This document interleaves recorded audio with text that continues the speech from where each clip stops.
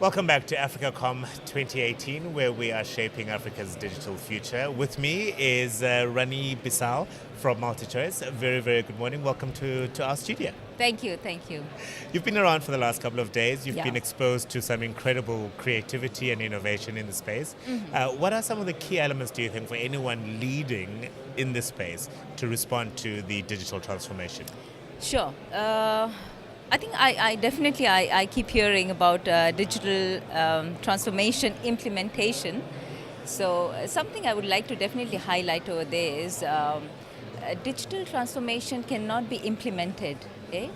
So it's a culture that has to be imbibed in the organization across all the levels of your org structure to ensure you have the people in the organization are working towards the same goal, right? So I think it's extremely important for the leaders to have a digital mindset, a transformation mindset, rather having a digital program. That's what I keep on hearing nowadays.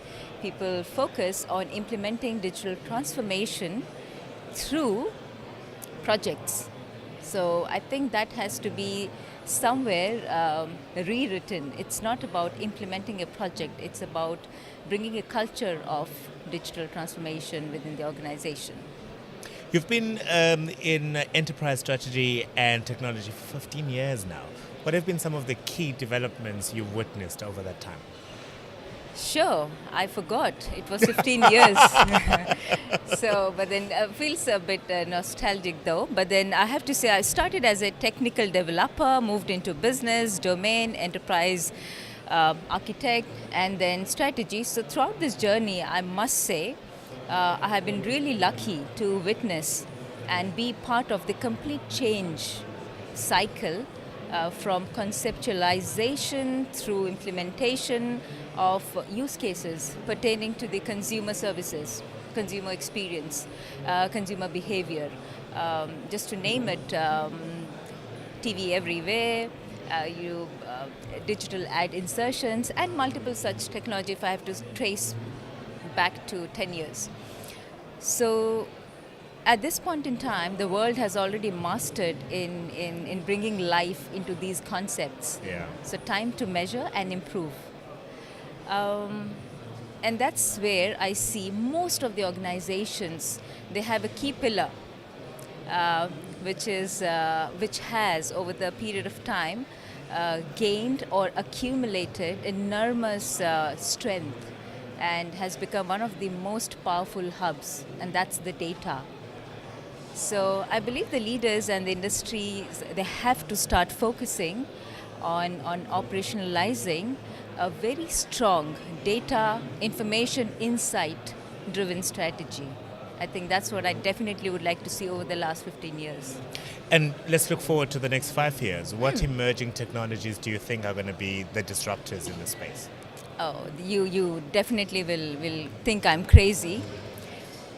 If I'm given a chance to pick a name, one name of one of the technologies, which I literally coined a kind of a portmanteau, is Contech. Yeah. Okay, so it's a portmanteau of nothing but consumer technology. So Contech, right? So there are technologies which have been developed for the last 15 years, 20 years. The need is to bring or maybe apply those technologies into the world, into the real world, through skills like Contech.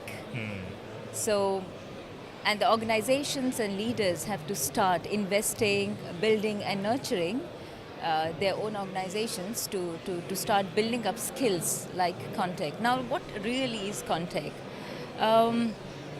The essence of Contech lies, when I say Contech, it doesn't exist as a skill, right? It's a skill that I feel that I believe that people should start investing on, because the essence of Contech, as I was saying, lies in training your people to always keep the consumer in mind as the end user while they are doing their day-to-day tasks, like mapping a process, writing a piece of code, or maybe designing middleware, etc. So it's extremely essential to have these kind of skills in the organizations, which will make sure the technologies which have been developed or created for the last decades are always alive and advanced, right? So I think, of course, and with this, data has to be always be the focus or the core of any organization. Again, if I have to say, in the next 5 years, it's all about data and analytics.